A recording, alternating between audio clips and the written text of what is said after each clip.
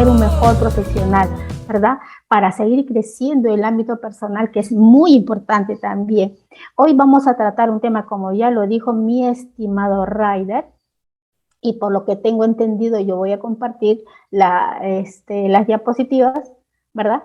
Entonces, muy bien, vamos a empezar con nuestro tema, con el tema que nos trae hoy a todos nosotros aquí. Muy bien.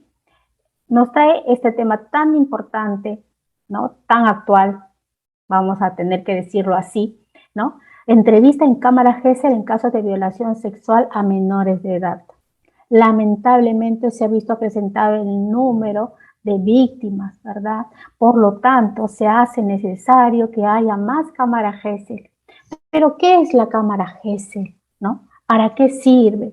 ¿Por qué es importante en estos casos? ¿No? Este es el tema que nos va a traer hoy. Muy bien, vamos a dar inicio. Como ustedes ya saben, creo que hay algunos por ahí que ya me conocen de diferentes ponencias. Me gusta que la clase sea así, interactiva, rápida. Yo voy a tratar de leerlos. Por favor, no se preocupen de eso. Por ejemplo, Piero nos dice buenas noches. Joana también nos dice buenas noches. Todos los que se encuentran en Facebook Live también, por favor, no se queden ahí. Por favor, vayan poniendo sus comentarios en la medida de lo posible. También los voy a leer, o si no, Ryder por ahí también me lo va a comentar. Muy bien, Joana. Prixi también nos dice buenas noches con todos. Muy bien, buenas noches, mis estimados, felicitándolos como siempre por estar preocupándose en su crecimiento. Iván también dice buenas noches. Hola, Iván, buenas noches, Rita, a todos. Muy, muy buenas noches. Gracias, buenas noches. Muy bien, vamos a iniciar, ¿verdad? A ver, muy bien. Pero para iniciar, para que todo sea en forma ordenada, vamos a ver nuestra agenda. Ya qué puntos vamos a tratar. Vamos a hablar ahora también principio de Arnold Lucius Gesell. ¿Por qué, doctora? ¿Quién es él? ¿Por qué tiene el nombre? ¿Por qué tiene el apellido de la Cámara Gesell? Pues vamos a hablar de él, ¿verdad? También vamos a hablar específicamente de la Cámara Gesell. ¿De qué se trata? ¿Cómo está compuesto? ¿No? Especificaciones de la Cámara Gesell. También específicamente Cámara Gesell en el Perú. ¿Cómo estamos nosotros en el Perú con la Cámara Gesell? ¿Cuántos tenemos habilitados? ¿Cuántos están operativos? ¿Cuántos están inoperativos? Eso es importantísimo nosotros en el ámbito nacional conocerlo, ¿ya? Como profesionales tenemos que conocer de qué instrumentos contamos en nuestro querido Perú. También vamos a aprender qué cosa es la definición del abuso sexual infantil, ¿sí? Indicadores, ¿no? El ojo atento, ¿no? De los padres, de los tutores, ¿no? Del psicólogo educativo, del maestro, lo que yo siempre digo, la red de apoyo, ¿no? Ya los que me conocen por ahí ya saben qué cosa es la red de apoyo, ¿no? A ver, por favor, ¿quién escribe por ahí qué cosa o quiénes conforman la red de apoyo? Yo siempre digo, los participantes, los alumnos de Udiápolis tienen así la habilidad, pero rapidísima de escribir. Muy buenas noches, muy bien la familia, muy bien Judith, punto para Judith, la primera, Judith Beatriz, ¿ya? Su lluvia de estrellas, la familia, buenas noches, dice familiares, amistades, muy bien, Judith está en todas, está rapidísima, muy bien Judith. Aquí está más completito, ya dice, César nos dice docentes, padres, la psicóloga del centro educativo, ¿cierto? Del centro escolar, muy bien, la familia, nos dice Melanie, qué lindo nombre, Melanie. Luis nos dice la familia, muy bien, Luis, docentes. ¿Cuántos profesores están por aquí? Por favor, eso también es bueno saberlo. Velázquez me dice su entorno, muy bien, Luis, el entorno. Todos somos llamados a estar atentos con respecto a cómo están nuestros niños, ¿no? Si ha habido algún cambio en su comportamiento, en su forma de ser. Por ejemplo, un niño activo que en el salón de clases siempre está contento, es cariñoso, da beso a la misma, ¿cierto? De un momento a otro hay cambio, ¿no? Ya no quiere que la toquen, se asusta si alguien se acerca hacia él, ¿no? Ya no es tan alegre como era, ¿no? Se siente en el fondo, ¿no? Se sienta tranquilita, no goza del recreo. Todo eso es indicador, ¿no? Nos llama la atención, ¿qué está pasando? Y todo, muy bien, nos dice Víctor, la Policía Nacional, también, por supuesto, claro que sí, ¿no? Los docentes, la familia, nos dice Cristina, muy bien, mi estimada Cristina. María nos dice, el entorno pudiente de brindar apoyo, claro, que son los llamados a dar el primer apoyo, ¿no? Muy bien, aquí también van confirmando su existencia. Muy bien, las amistades. La línea 100, uy, muy bien, Juan, lluvia de estrellas para Juan. Muy bien. Después de los indicadores, vamos a pasar a ver la entrevista única, ¿ya? ¿Y por qué se llamará única? ¿No? ¿Por qué se llamará única? Etapas, también vamos a ver etapas del procedimiento de la entrevista única. ¿Qué pasos se van a seguir en la entrevista única? ¿Ya? Cierre de la entrevista y criterio de exclusión. Quiere decir, ¿en qué momentos no se puede dar la entrevista única? ¿Qué cosa tendría que pasar para que no se dé esa entrevista única? Muy bien, entonces, así es. Muy bien, wow. Perfecto, Alejandro dice, ¿por qué es entrevista única? Para no revictimizar, excelente. Yavi, muy educada, Yavi dice, buenas noches a todos. Muy bien, buenas noches, mi estimada Yavi. Muy bien, vamos a pasar ahora a la siguiente diapositiva. Muy bien, ahora les presento. Vamos a conocer a quién fue, pues, ¿no? Arnold Lucius Hessel, ¿ya? Un médico pediatra y psicólogo infantil que nació en los Estados Unidos, en Wisconsin. Su padre, un fotógrafo, su mamá, una profesora. Ambos profesionales siempre preocupados por la niñez y por la educación. Y ahora vamos a ver cómo así sus padres llegan a influenciar en él, ¿no? Muy bien. Arnold Hessel trabajó en temas relacionados al estudio de conductas infantiles durante el desarrollo humano, ¿no? Para tal efecto, ¿qué cosa utilizó? Lo que tenía a la mano, ¿qué tenía en casa? ¿Qué tenía él ya conocimiento, ¿no? Si el papá era fotógrafo, si el papá grababa videos, ¿no?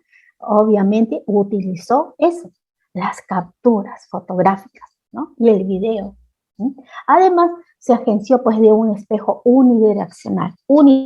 ¿Qué quiere decir eso? Que las personas, de repente si estamos aquí podemos ver, pero las otras personas no nos pueden ver, ¿ya? Por eso se llama espejo unidireccional, que también lo vamos a ver a detalle. Tranquilos que todo eso lo vamos a ver punto a punto. Entonces, por eso es que a este tipo de domo se le da el nombre de cámara Hessel. Lleva el apellido del que empezó esta gran idea de cómo poder observar las conductas infantiles sin que haya un agente extraño, ¿no? O alguien que esté observando y pueda hacer que las conductas de los pequeños pues varíen algo, ¿no? Si no se sienten observados, si no se sienten mirados por otras personas, los niños actúan espontáneamente. Y eso es lo que quería Arnold, ¿no? Quería que captar, grabar, tomar capturas de fotos, por ejemplo, del actuar de los niños, cómo iba cambiando su desarrollo. ¿Sí? Por eso, gracias a él, tenemos lo que es la cámara Hessel. Él muere a los 81 años, dejando pues un gran legado, no solamente la cámara Hessel, sino también hay una teoría de Hessel, ¿ya? Que eso también seguramente en otra oportunidad lo vamos a ver, lo vamos a tratar, porque aquí en Udiápolis vemos todos los puntos importantes. Muy bien, dice, ajá, ok, ajá, muy bien, lo hacen para niños, muy bien, excelente, excelente, vamos a continuar. Muy bien, ahora sí, por favor, ¿qué cosa estamos observando? Yo sé que ustedes son así con los ojos, rapidísimo. Esta es la cámara Hessel, ya en movimiento. Observen ahí, por favor, atentos. ¿Cuántas entradas hay? A ver, ¿cuántas entradas hay? A ver, ¿quién contesta más rápido? ¿Cuántas entradas hay? Ok, ok. Dos, muy bien, Lucila. Dos, muy bien, dos, muy bien, dos. Excelente. Aquino, Condeso, Nadia, Bruno, Nail, Lisbeth, Cristina. Muy bien, excelente. Hay dos entradas. Miren, ¿ya? Ustedes pueden observar aquí. A ver, vamos a hacer esto. Ok, uy, no pasa nada, todo el mundo tranquilo. Mire, hay un ingreso 1, donde va a estar esta habitación, vamos a decir, donde va a estar el psicólogo, y va a estar la víctima o la supuesta víctima. Esta primera habitación, pues, es una habitación confortable, ¿no? Vamos a decir, muy parecido a la sala de una casa, ¿no? Donde hay una mesa, dos sillas, donde el niño no se sienta intimidado ni incomodado por alguna cosa, ¿no? En la otra habitación se va a entrar por el ingreso número 2, ¿ya? Ahí, ¿a quiénes van a estar ahí? Pues va a estar el policía, va a estar el fiscal, va a estar el que se encarga de la cámara, muy importante. Vamos a ver que es súper, súper vital que haya un profesional de audiovisuales, ¿ya? La cámara, que el audio, porque hay un audio ambiental ahí, ¿no? Y todos estos instrumentos son de alta gama, tienen que ser de alta gama para que capte todo lo en audio y en video, porque como su nombre lo dice, es entrevista única, única, ¿ya? Entonces tiene que grabarse todo, tiene que verse todo bien, de alta calidad, tiene que escucharse bien. Esa es una de las características y requerimientos de la cámara GESE, ¿ya? También quienes están ahí, los abogados de ambas partes, ¿no? Padres o los tutores, ¿no? El digitador, ojo, también hay una persona que está digitando, que está transcribiendo todo lo que está sucediendo, las preguntas, la respuesta del menor, ¿verdad? Todo ahí, miren, ahí ustedes pueden observar control de cámara, abogado, ¿no es cierto? El entrevistado, el psicólogo también hay que hacer una aclaración pertinente, el psicólogo no es cualquier tipo de psicólogo, tiene que ser un psicólogo perito, en psicología forense, un psicólogo preparado para hacer una buena entrevista, para que utilizando técnicas e instrumentos y herramientas adecuadas pueda llegar a la supuesta víctima y lograr un buen rapport entre ambos y el pequeño, la pequeña pueda poder hablar, pueda contar lo que pasó. Muy bien. ¿Qué les pareció el GIF? Muy bien. Debería, confirmo si está, ok. Muy bien. Vamos a ver. Muy bien, vamos a pasar ya a leche. Cámara GESEL. ¿Qué cosa es la cámara GESEL? Es una herramienta de uso forense legal. Por eso habíamos hablado que necesitamos a un perito psicólogo forense, ¿no? Psicólogo forense, que facilita la realización de la entrevista única.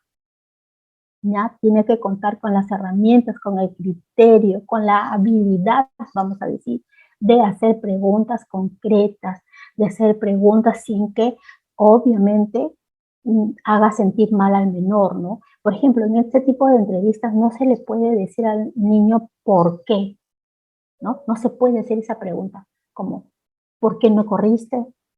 ¿Por qué no llamaste a tu mamá?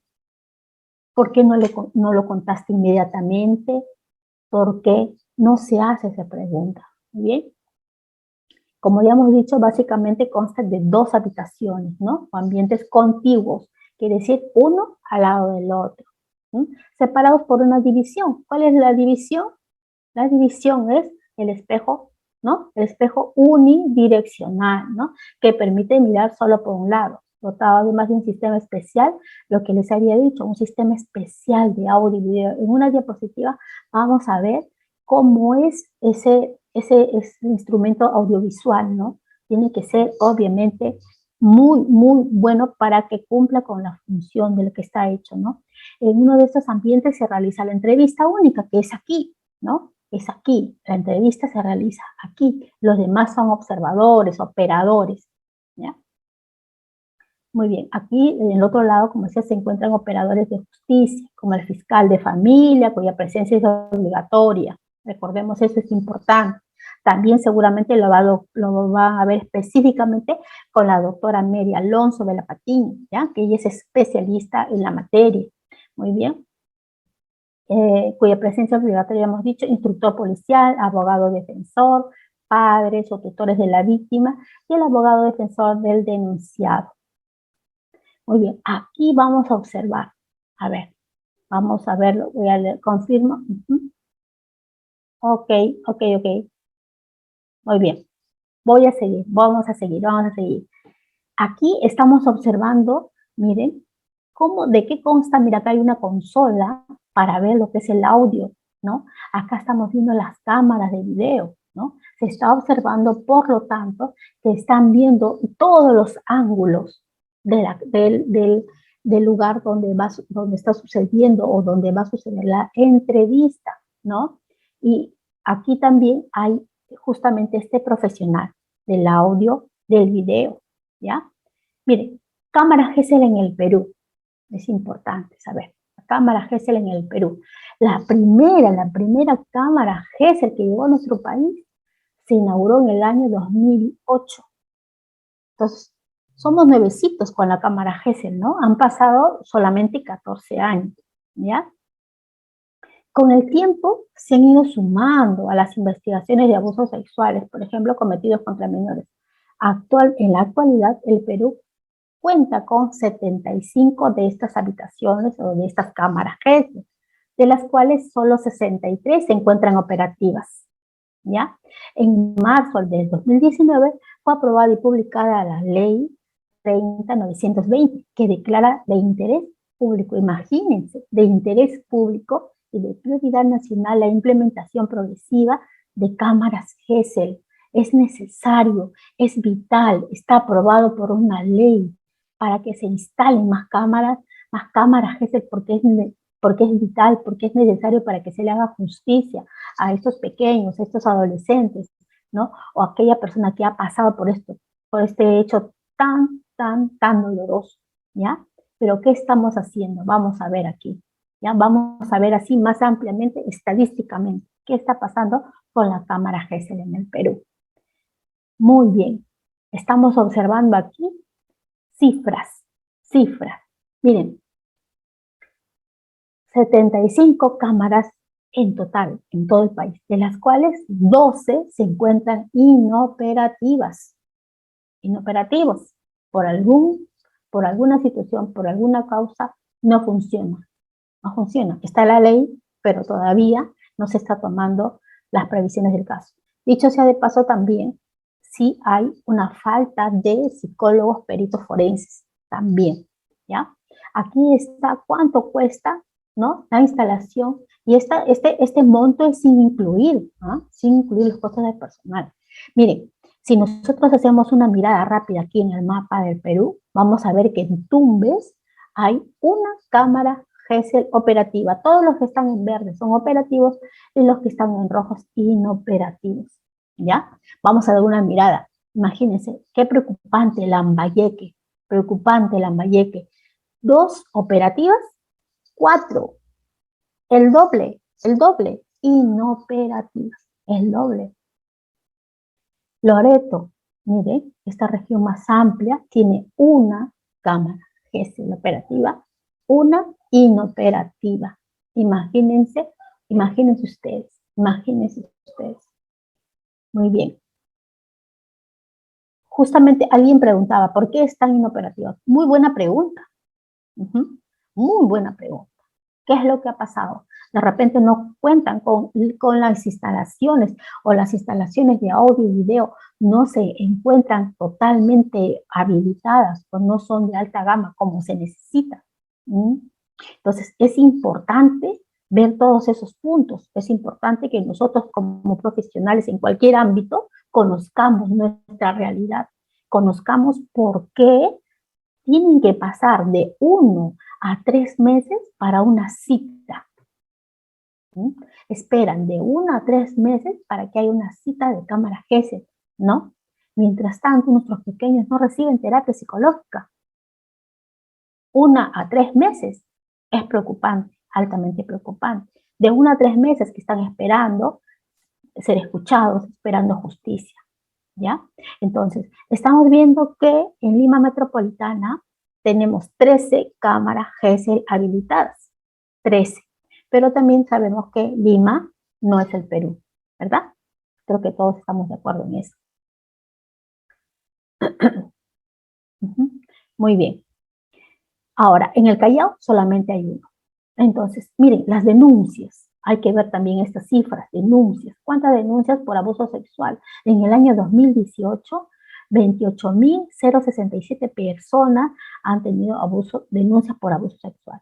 Y imagínense cómo se incrementa esta cifra entre enero y febrero, solamente entre enero y febrero del año 2019, 4.927 personas, ¿ya?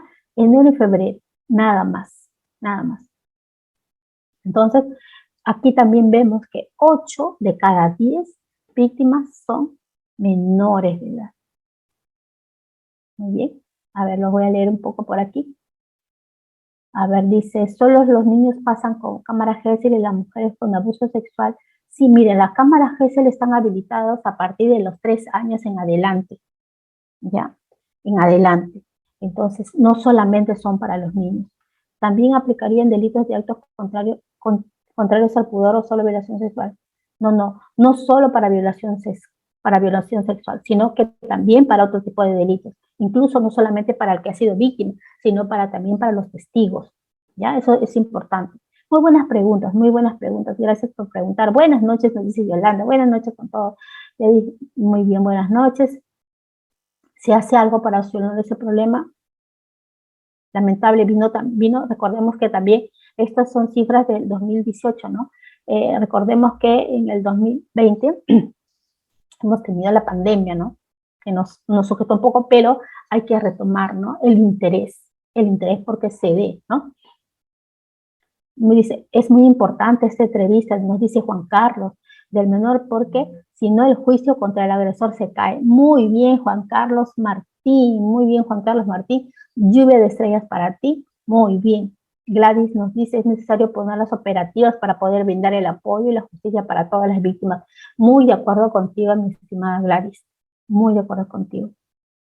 Buenas noches, nos siguen saludando por acá, muy buenas noches.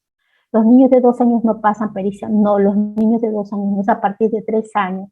Buenas noches, nos dice Sandra. La cámara Gesell se encuentra en las comisarías, no, hay en la fiscalía. A ver, dice, mucho se habla del interés superior del niño, pero al Estado, a la institución correspondiente, le interesa muy poco en el gastar dinero del Estado en los menores. Jim, dicen, claro, ¿no? Lo que se ve no se pregunta, es cierto, ¿no? Entonces, nosotros somos los llamados a la red de apoyo, vamos a decir, a pedir y ser la voz de aquellos niños que están pidiendo justicia. En realidad, por todos los que están pidiendo justicia. Muy bien. Buenas noches, me dice María. ¿Cómo estás, Jesús? Dice, cámara Gesell, prueba preconstituida, ahí radica su importancia. Jesús nos dice, ¿no? Hay una edad establecida para que pasen por la cámara Gesell. Sí, justamente, Antoinette, habíamos hablado que de 3 años en adelante, ¿no? Muy bien. Por ejemplo, también es importante las preguntas que están haciendo. Hay algunos niños o niñas, adolescentes, ¿no? Personas que de repente por algún motivo no pueden comunicarse mediante el habla, sino se comunican a través de las señas, ¿no? Entonces sí se pide la presencia de un perito, ¿no? Que sepa poder explicar qué cosa nos quiere decir a través de las manos, ¿no? Sí es importante también tener en cuenta varios detalles como esos. Ahora vamos a ver lo que es el abuso sexual infantil. ¿Qué cosa es, no? ¿Qué cosa es? ¿Cuál es su definición, no? Es una violación de los derechos humanos que consiste en toda actividad sexual realizada con niños, niñas o adolescentes a través de engaños, chantaje o la fuerza. Yo tenía una paciente de 17 años, ¿no? Que tenía terrores nocturnos, por ejemplo, porque había recordado que ella cuando tenía 5 años a 6 años, su abuelo le decía que la acariciaba de esa manera porque él acariciaba hacia todos sus nietos, ¿no? Y ese era un chantaje. Si tú no te dejas acariciar, quiere decir que no me quieres, ¿no? Y ella me decía llorando, yo no quería decir eso, yo quería sentir que él me quería y que yo lo quería, y yo por eso me quedaba callada. No sabía que era malo, ¿no? Por ejemplo, porque esto ha sucedido varios años, Cuando se da cuenta de que algo está yendo mal, esta persona, este abuelo, utiliza ya la fuerza y también el chantaje emocional. Si tú dices algo, si tú cuentas a tu papá, porque él era el papá del papá, no, si tú le cuentas algo, él me va a creer a mí porque él es mi hijo y a ti no te va a creer. Toda la familia se va a desunir, toda la familia va a llorar, tu mamá va a llorar, se va a desesperar y tú vas a ser la culpable de que la familia se destroce. E imagínense ese chantaje emocional tan fuerte, ¿no? Y ya después no sufría abusos, pero ella tenía muchos terrores nocturnos. Vamos a ver también ahora para identificar algunos indicadores. Tenía los indicadores, pero no decía qué es lo que pasaba. Hasta que al cumplir 15 años, en una crisis, contó, pudo decirlo, ¿no? Y ella también después pasó por camas. Muy bien, es importante resaltar que el abuso sexual es un delito y que dichas acciones son consideradas abusivas. Imagínense, ¿no? Utilizar el poder, la fuerza, el tamaño, ¿no? No solamente el poder físico, sino el poder emocional. Es el abuelo, ¿no? Es el abuelo, ¿no? Y ya mucho tiempo me decía, yo mucho tiempo me he sentido mala, ¿no? Mala, como que por mi culpa, en realidad pasó todo lo que él dijo, ¿no? Mi familia se desunió, ¿no? Y ciertamente pasó lo que dijo. También su papá no le creyó, ¿no? No le creyó, su hija le dijo, no, tú lo has inventado, tú lo has soñado, ¿no? Alguien te está diciendo, de repente tu mamá te ha dicho que le eches la culpa a mi papá, pero eso no pasó, ¿no? Y pues, de verdad, muy difícil, muy duro lo que le tocó vivir, muy duro. Dice también Clara nos comenta, ¿no? A veces la madre también cubre al agresor, lamentablemente, Clara. Ay, pasan esas cosas. Muy bien. Dice también el abuso, a ver, una menor puede recibir apoyo psicológico anticipado, es decir, de forma particular antes que pase por la cámara GESEL, no, después que pase por la cámara GESEL. Se interrumpe. Ah, ok, están interrumpiendo el tema. Por favor, todos colaboremos para llevar el tema lo más enriquecedora posible para que todos podamos aprender. Muchas gracias por sus consideraciones a cada uno de ustedes, mis estimados. Muy bien, entonces vamos a seguir. Muy bien, vamos a seguir todos tranquilos. Vamos a seguir, por favor. Gracias a cada uno que está colaborando para que se dé bien la ponencia y que todos salgamos pues enriquecidos con todo lo que podamos aprender, ¿no? Ustedes de mí y yo de ustedes. Esa es la idea. Muy bien.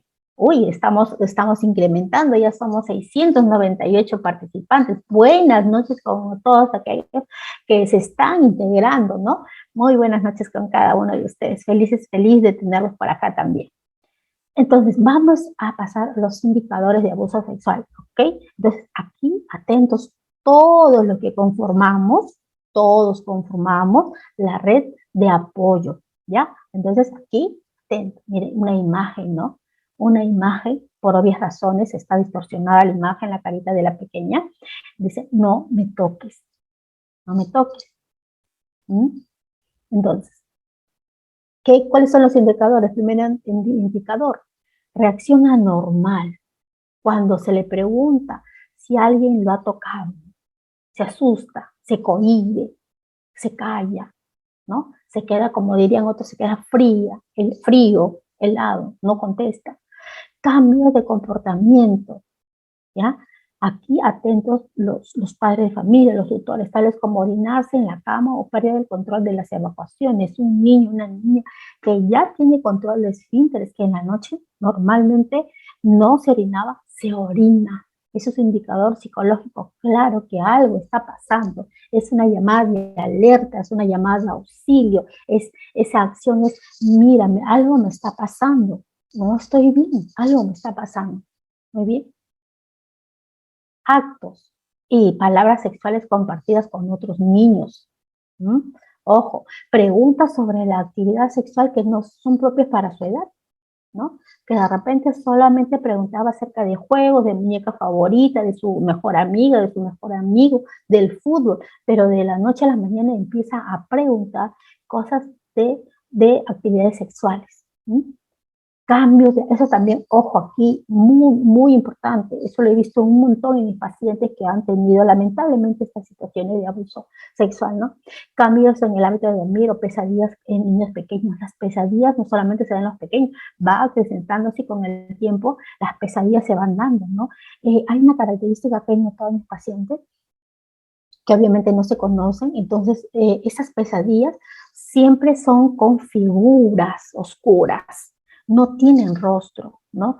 Son figuras como una especie de, vamos a decir, de algo negro, ¿no? Algo negro, una figura negra, ¿no? Que se van esparciendo como manos, que persiguen, que las persiguen, que lo persiguen, ¿no? Como siluetas oscuras y no saben quién es, obviamente, pero se llenan de terror, entonces se levanta, entran en crisis de llanto, en crisis de angustia, no pueden dormir, no piden dormir con la mamá porque no pueden conciliar el sueño, se asustan, se intimidan. Ese es algo obviamente que está sucediendo, ¿no? Es un signo, un síntoma, ya que tenemos que estar atentos toda la red de apoyo, como ya hemos dicho. También, también dolor, ¿no? Enrojecimiento sangrado en el ano, los órganos genitales, mamá que hace, que baña, ¿no? A sus niños también atento al doctora, ¿no? que baña a sus niños atentos con estas situaciones, ¿no? Si está yendo constantemente al bañito a orinar y dice que le duele, hay enrojecimiento, que le arde para orinar, ¿no? También puede haber, si hay enfermedades de transmisión sexual, es más que evidente, ¿no? Ahí ya es evidente, ¿no? Frecuentes infecciones urinarias, también hay que preguntarnos qué está pasando, ¿no? Por eso es que somos llamados todos a estar alertas, ¿no? A estar alertas con nuestros niños. Muy bien, a ver, dice María Martínez, nos comenta también, ¿no? Dice, el volver a orinarse sería regresión para llamar la atención, quizás debido a la situación traumatizante vivida. Muy bien, María Martínez, muy bien. Lluvia de estrellas para ti. Psicosis dice, como sombras, ciertamente, como Cassandra, como sombras, ¿no? Como sombras no definidas, ¿no? Entre que no saben si es una sombra o una silueta de un varón o de una mujer, ¿no? De verdad que en la mayoría de casos que he tratado de víctimas de violencia sexual, por ejemplo, me manifiestan eso, ¿no? Ya cuando me dicen eso, yo sé que algo ha tenido que haber ahí, ¿no? Obviamente ya no hablamos exactamente del punto específicamente, porque sería revictimizarla, pero sí ya es una claro signo de que algo pasó con ella. Muy bien. Este examen, ¿qué dice? Doctora, buenas noches. Este examen en la Cámara, ¿qué tipo de prueba es considerada? Es más que nada para nivel jurídico, ¿no? Es muy importante. Ahorita lo vamos a ver también eso. Muchas gracias, segundo. Segundo, Roberto, muchas gracias por la pregunta. Aquí lo vamos a ver también. Yuri dice, sombras son ilusiones. Muy bien. Existe un apenamiento emocional, ¿verdad? Así es, Yajaira. Después nos dice también, segundo, nos dice, doctora, buenas noches.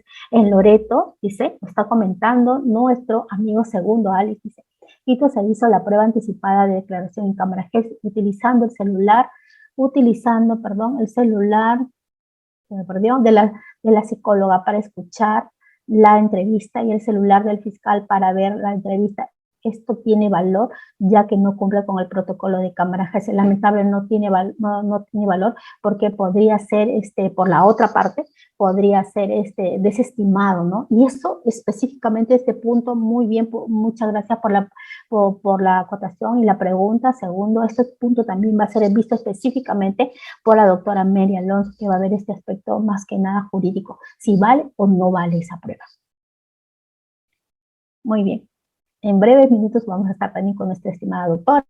Muy bien, dice también indefensión aprendida, nos dice Carla. Muy bien, Carlita. Muy bien, es una prueba anticipada, una prueba personal que se toma en una sola oportunidad. Sí, Rives, Carrasco, Joel, sí, la entrevista es única. Muy bien. Muy bien. Dice, ¿cómo saber si miente la entrevistada? Por eso es que el que le evalúa, el que le entrevista, y recordemos que es una conversación, ¿ya? ahorita vamos a ver también ese punto, es una conversación, es una entrevista donde no va a ser dirigida por cualquier persona, va a ser dirigida o va a estar activada por un perito psicólogo, perito forense. Por eso es la importancia que este profesional se prepare específicamente para realizar la entrevista, ¿ya? Para poner las preguntas, para formularlas, ¿no? Para llevar la entrevista. Muy bien. Entrevista única. Ok. Estamos viendo aquí, por ejemplo, también, ¿qué cosas estamos observando? A ver, los leo. Estamos observando aquí. ¿Qué estamos observando? A ver. Dice, muy bien, nos dice, entrevista en cámara Gesell. Muy bien, muy bien, muy bien. Mire, por ejemplo, aquí estamos viendo una psicóloga y por obvias razones la imagen de la menor está sombreada, ¿verdad? O está pixeleada, como te diría, ¿no?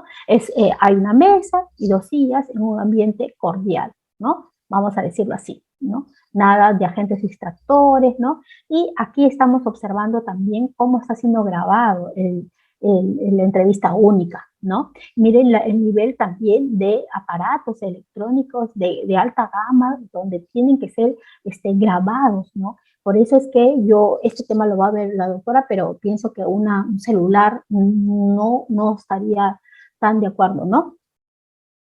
Dice, doctora, si la psicóloga hace la pregunta a la menor agraviada de un delito que tocamientos indebidos, sin que la fiscal ni la defensa, mucho menos la juez, realice las preguntas, ¿esto tiene valor? No, no. Es que tienen que estar estos operadores que van a dar la valía, ¿no? Los observadores van a dar el valor necesario para que sirva como una prueba, ¿ya? La entrevista única es una diligencia de declaración testimonial, es un testimonio, ¿ya? Que forma parte de la investigación penal que conduce el fiscal competente, ¿ya? Y se aplica a niños, niñas y adolescentes presuntas víctimas. Siempre hablamos de presuntas porque están todavía dentro de un juicio, ¿verdad? De abuso y explotación sexual y desarrolla en una sola sesión. Por eso se llama entrevista única. El material que puede obtenerse utilizando la cámara Gesell desde el punto de vista psicológico, pues es la evocación de un trauma, ¿no es cierto? Tiene que evocar el trauma, tiene que evocar es recordarlo, ¿no? Volverlo a vivir incluso, pero por eso se pide, ¿no? Por eso es que es una vez, y ese material lo van a utilizar seguramente todas las personas pertinentes, ¿no? Entonces ahí va, por eso la importancia del perito, para que pueda llegar a puntos importantes, ¿no? Que se pueda recabar información importante y relevante testimonial, ¿no? Dice, desde el punto de vista jurídico, sin embargo, la información puede ser determinante para resolver un caso judicial. Ahí estamos respondiendo a la pregunta que nos hizo un compañero antes, ¿verdad? Es importante desde el nivel jurídico, ¿no? Desde el punto de vista jurídico, puede determinar, imagínense, para resolver un caso judicial.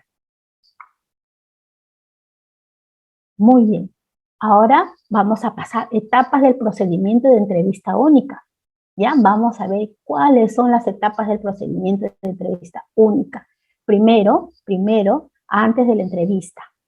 Inicio de la entrevista, durante la entrevista, también va a haber un periodo de clarificación y cierre de la entrevista.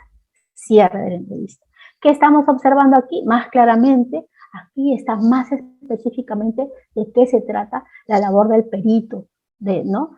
Del psicólogo, de la psicóloga que está haciendo su trabajo, ¿verdad? Aquí está con la menor, están ambos, no hay nadie más. Obviamente este es un espejo, no hay nadie más, no hay obviamente que está la cámara en algún lugar, no lo ponen tan evidente, el audio ambiental de todas maneras está presente. Muy bien. A ver, dice, en lugares lejanos donde no hay cámara Gesell, el informe del psicólogo del SEM es válido. Muy bien, esta pregunta también es muy importante a nivel jurídico, si es válido, y eso lo va a responder la doctora Mary, ¿ya? Muy bien. Entonces vamos a pasar ahora al otro ámbito, antes de la entrevista. ¿Qué cosas se hace antes de la entrevista? ¿No? En caso de niño, niña o adolescente, antes de la entrevista única, única, el fiscal o juez y el psicólogo se reúnen, ¿ya? Se reúnen en la sala de observación con los padres o responsables del niño, de la niña, del adolescente, con la finalidad de obtener sus generales de ley, ¿no? Ya sabemos qué cosa es generales de ley, ¿verdad? ¿Sabemos o no sabemos qué cosa es generales de ley? A ver, ¿saben? Por favor, los leo. ¿Qué cosas generales de ley? ¿Qué cosa? Muy bien, Lorenzo dice que sí. ¿Qué es Lorenzo? Nombres, muy bien, Yajaira, qué rápida. Datos del menor, dirección, protocolo, muy bien. Datos personales, Beatriz, muy bien, sus datos personales, muy bien, datos. Evelyn también nos dice, datos completos, dice Alejandro, ¿no? Datos completos. Nombre con DNI, muy bien, Dulce. Yuri nos dice, la víctima sabe que detrás del espejo lo están observando. En algunas oportunidades sí, en algunas oportunidades no lo saben, ¿ya? Datos también, datos personales, los datos son los datos personales de la menor, muy bien los datos, ¿no? Los datos, eso se llama los generales de ley. Información preliminar del suceso, sus condiciones familiares, ¿no es cierto? ¿Cuáles son sus condiciones familiares? Los que vienen a acompañar son los padres, los tutores, los tíos, quién está veniendo a acompañar a la menor, ¿ya? Y demás información, obviamente, que ellos crean que es pertinente que lo sepan, ¿ya? Para la realización de la entrevista. También hay que recordar que cuando se va a dar la entrevista se tiene que tomar las previsiones del caso, ¿no? Previsiones del caso quiere decir que, por ejemplo, la niña haya venido, que si es en la tarde, que haya almorzado bien, ¿no es cierto? Que antes de entrar a la sala vaya al bañito, ¿no? Que se lave la mano, porque ¿qué es lo que pasa? Que si de repente durante la entrevista dice quiere ir al baño, ahí hay un sesgo ya, ¿no? Hay un corte y el psicólogo y los demás creen por conveniente terminar con la sesión o con la entrevista única. ¿Por qué? Dirán ustedes, ¿por qué?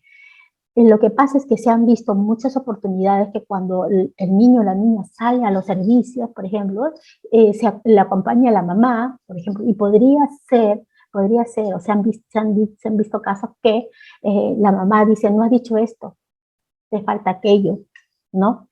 Dile esto más, no has dicho completo, etcétera, ¿ya? Y entonces ahí puede haber ya que no sea tan clara lo que es el testimonio. Por eso es importante que todos esos requerimientos sean tratados antes de que el menor o la menor entre a la entrevista. Muy bien, vamos a ver, vamos a pasar. Muy bien. Inicio de la entrevista. A ver, lo voy a leer. A ver, dice Roxana, nos está comentando. Tuve una adolescente que fue violada y pasó semanas para que pase por la cámara GESEL. Sí, muy bien. ¿Cuánto dura aproximadamente una entrevista en la cámara GESEL? Mire, depende, ¿no? Normalmente dura, pues, no sé, 45 minutos, una hora 25, de acuerdo. Miren, todos los niños no tienen la misma forma de responder. Hay niños que se toman su tiempo. Hay niños que tú podrías hacerle la pregunta y el niño piensa y poco a poco va hablando lento. Hay otros niños que son más sabios de hablar, hablan mucho más rápido, recuerdan más rápido, ¿ya? Entonces todo depende de diferentes cosas. Hay niños que también se pueden ir del tema de conversación, ¿no? Podría ser que mezclen con, sí, mi tutora me dijo aquello, yo jugué con mi amigo, y se va del tema que están tratando. Y el perito tiene que tener la forma, la manera, de repente con el parafraseo, que ayuda mucho el parafraseo. Por favor, aquí pongan qué cosa es parafraseo. Por favor, ¿ya? El parafraseo para que pueda este perito, este profesional, traer nuevamente al niño, a la niña, a la entrevista, ¿ya? Es importante, porque a veces obviamente divaga. Por eso les comento que el tiempo puede variar, ¿ya? Muy bien. Claro, dice también, habría una manipulación. Muy bien, bien.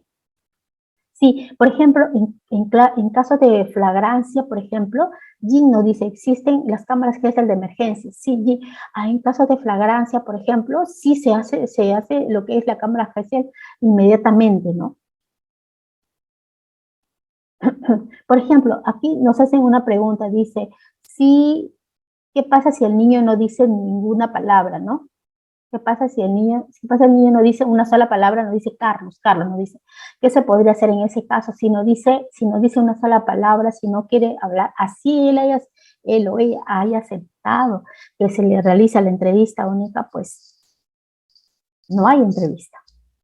No hay entrevista. Y eso lo vamos a ver, qué criterios se utilizan para la exclusión de la entrevista. Muy bien, Carlos Roca, por la pregunta. Excelente pregunta, que también lo vamos a ver. Muy bien, inicio de la entrevista. El fiscal o juez da inicio, ¿ya? Por eso es importante que el fiscal esté, o el juez, da inicio a la entrevista única y el psicólogo se presenta. Por ejemplo, se podría presentar con algo muy coloquial como: hola, soy María Pérez, mi trabajo es conversar con los niños a quienes les ha ocurrido algo, y yo siempre converso con los niños, por ejemplo, ¿no? Procede a explorar adecuadamente sobre el hecho que se investiga en forma simultánea, se realiza, todo está siendo grabado, todo, absolutamente todo, ¿no? Si en el proceso de entrevista surgen motivos justificados que impidan su desarrollo, el fiscal o juez, con la apreciación del psicólogo, la suspenderá. Ahí puede entrar también lo que comentaba un compañero antes, ¿no es cierto? En la pregunta, ¿no? ¿Qué pasa si el niño no habla? O entra en crisis de llanto, crisis de angustia, si le podría dar un episodio de pánico. Obviamente que en esa situación emocional no va a poder responder ninguna pregunta, ¿no? Y ahí, ¿qué se debe hacer? Solamente suspender. No queda de otra. Muy bien. Durante la entrevista, ¿qué pasa durante la entrevista? Primero, el psicólogo tiene que establecer un clima de confianza, lo que nosotros conocemos como el rapport. Rapport. A ver, es importante que esté la definición. A ver, ajá. A ver, por favor. Ah, si el niño o la niña pide estar acompañado de uno de los padres, ¿se podría cumplir el pedido? No, no, no, no, no, no. Solamente en la sala solamente tiene que estar el menor, la menor y el psicólogo perito. Nadie más, nadie más, ¿ya? Si necesitara de repente un intérprete, en todo caso, pues también un intérprete perito, pero familiar de la presunta víctima, no. Muy bien.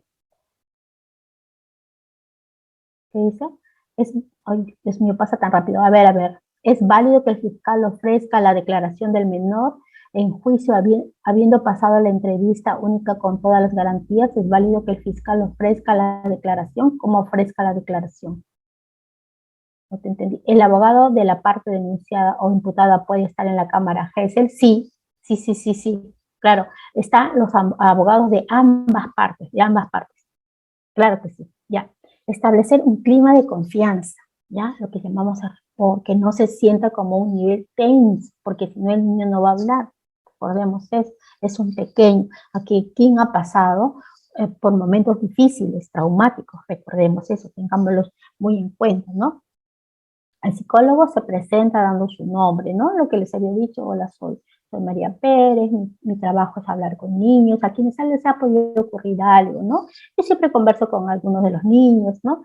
La función que cumple, luego formula preguntas generales tomando en cuenta el desarrollo evolutivo de la víctima, ¿no? Si tiene 3, 4, 5 años, ¿no es cierto? No le vas a preguntar, por ejemplo, cosas de mayor envergadura, pues, ¿no? 3, 4, 5 años, ¿qué le puedes preguntar? ¿Cómo se llama tu amigo? ¿No? ¿Quién es tu mejor amigo? ¿Qué curso te gusta? ¿No? Cosas así. ¿Te gusta jugar? Si es un varoncito, por ejemplo, ¿no? ¿Te gusta el fútbol? Sí, hincha de qué tipo eres, una cosa así que haga que la atención del pequeño baje, ¿no? Y se sienta más tranquilo de poder expresar lo que quiere, ¿verdad? Y luego se pasa a propiciar, no voy a pasar a propiciar la narrativa libre, ¿ya? La narrativa libre es importante. El psicólogo empezará con preguntas abiertas, por ejemplo, en el caso de los niños. ¿Sabes cuál es el motivo por qué me visitas hoy? ¿Mm? ¿Ha ocurrido algo que quieras contarme? ¿Ya? Esa, por ejemplo, es un tipo de pregunta abierta también. Durante la entrevista hay que tener presente este tipo de indicaciones. Mira, por ejemplo, decirle al pequeño, a la niña, al adolescente, te voy a escuchar atentamente. Si algo lo entiendo mal, no hay problema, que me corrijas, ¿no? Entonces, que él sepa y que tenga que él o ella sepa, que tenga la confianza. Si hay algo que no se ha entendido bien, puede decirlo, no, yo no he dicho eso, por ejemplo. No, es así, ¿no? Que no tenga temor de corregir. Si no sabes, no adivines, ¿no? Yo creo, ¿no? Yo pienso, puede ser, ¿no? Si te hago una pregunta y no sabes la respuesta, no vale inventar. Solo di no sé. Si no sabes, no hay que inventar, ¿ya? Porque a veces también los niños tienen una imaginación que no haría bien para que se desarrolle bien esta entrevista única. Si no entiendes mi pregunta, puedes decir, no entiendo, te preguntaré, ¿no? El psicólogo va a encontrar la forma, la manera de realizarle una pregunta más adecuada, acorde a su edad, ¿no? E incluso a su nivel de instrucción también, para que pueda entenderlo con facilidad. Aquí vamos a pasar a la clarificación, ¿ya? ¿Qué cosa es la clarificación? Es la formulación de preguntas que sea fácilmente comprensible. Vamos a decir el centro de la entrevista, ¿no? ¿Para qué necesitamos esto? Para focalizar los hechos en sí, ¿no? Que contengan preguntas como ¿qué? ¿Qué pasó? ¿Quién? ¿Quién fue? ¿Quién dijo? ¿Cómo fue? ¿Cuándo? ¿Dónde? Por ejemplo, formular una pregunta a la vez, eso es que el perito lo tiene clarísimo, ¿no? No puede hacer preguntas continuas, es una pregunta a la vez, dejándole ese espacio al niño para que pueda responder. Muy bien. También se debe precisar lo siguiente, por ejemplo, fecha en que ocurrieron los hechos. Como sabemos, el niño, la niña, el adolescente quizás no lo sepa tan claramente, ¿no? ¿No? Como un 13 de abril a las 3 de la tarde, ¿no? Pero si es muy pequeño se puede utilizar fecha que ocurrieron los hechos. Tú ibas al colegio, estabas en clases, hacía frío, hacía mucho calor, más o menos para ver qué tiempo, ¿no? ¿Recuerdas algo como si fue el Día de la Madre, estaba cercano el Día de la Madre, había pasado el Día de la Madre? Ayudarlo, que más o menos orientarlo para qué fecha sucedió. Hora en que ocurrieron los hechos.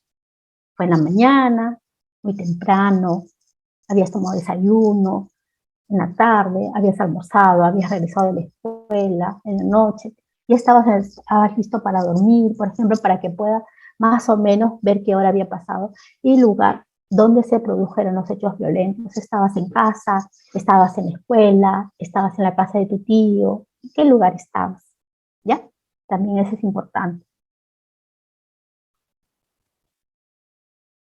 Muy bien, dice, a ver, dice comprender, dice, el por qué no se usa el por qué. El por qué es como revictimizar, es como decirle, por ejemplo, ¿por qué no has hecho algo? Es poner en duda su palabra. Es como decirle, tú lo has permitido. Por eso no se utiliza el por qué. Muy bien, gracias por preguntar. Dice, Yuri nos comenta, nos dice, la entrevista no es un interrogatorio, por eso no puede ser literal, no confundir. Excelente, excelente. La entrevista no es un interrogatorio, no es, al contrario, es una conversación. Una conversación donde el menor, la menor, va relatando los hechos. ¿Ya? No se tiene que sentir el niño como un interrogatorio con todas las luces prendidas encima de él, esperando su respuesta, ¿no? Se tiene que hacer de manera totalmente, por eso hay técnicas, ¿no? Había preguntado una de las técnicas que es el parafraseo, es una excelente técnica, creo que nadie me contestó qué era el parafraseo, pero creo que saben qué es, ¿verdad? A ver, los leo si saben qué es. Es un toma de examen en este momento. Eliseo nos dice, las preguntas son semiestructuradas y abiertas, ¿vale? Pues decirle la idea muy bien, Diego, Armando, muy bien, decir la idea con tus propias palabras, muy bien, excelente, explicar algo con tus propias palabras, muy bien, Judith, Diego, lluvia de estrellas, por ejemplo, muy bien, excelente. Vamos a seguir con la clarificación porque no puedo pasarme de la hora, chicos, si me estoy pasando y no quiero bueno, se vaya a enojar la doctora, así es que vamos avanzando, ¿ya? Vamos avanzando. ¿Cómo sucedieron los hechos? También es importante saber, identificar el supuesto agresor, ¿ya? Parte de tu familia, es conocido, descripción física del supuesto agresor, delgado, alto, tenía algún tipo de marca, ¿no? Establecer el vínculo con el supuesto agresor, ¿no? Conocido, estudio, quién es, ¿no? Hay que ver todas esas cosas, determinar la frecuencia e intensidad que se dan los hechos también, precisar existencias de otras víctimas por parte del agresor. Por ejemplo, en este caso de que les comentaba de mi paciente, ¿no? Él decía, el abuelo decía, yo doy este cariño a todos mis nietos, ¿no? Y se dio cabida también a que se investigara y lamentablemente había más nietos que habían sufrido este tipo de abuso de parte del abuelo. Lamentablemente. Muy bien. Este cuadro es bien interesante, ¿ya? Este cuadro es así, ejemplificador.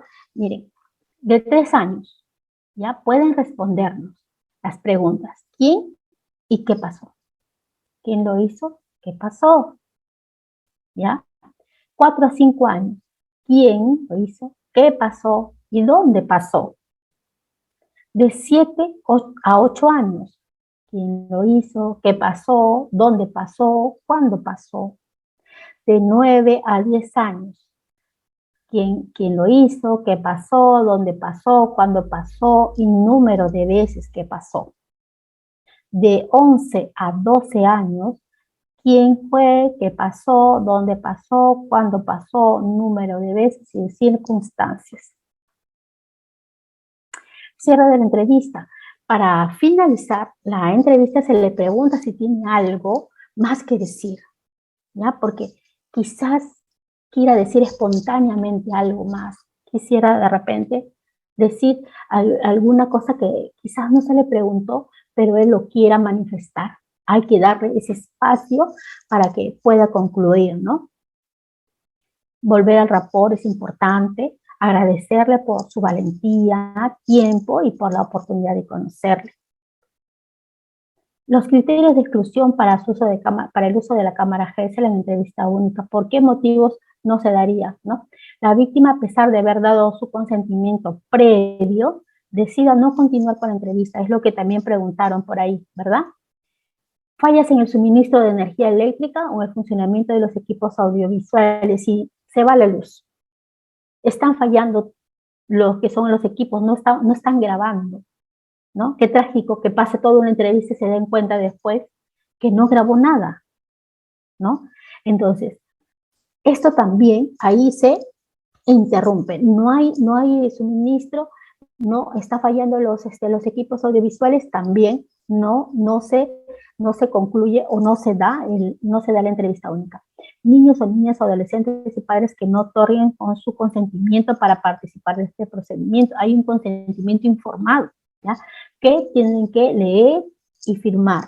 Muy bien. La víctima se encuentra en situación de crisis emocional, como les había dicho anteriormente. Si la víctima tiene una crisis emocional fuerte, una crisis de llanto, una crisis de un ataque de pánico, pues obviamente no está en las condiciones, no está en las condiciones.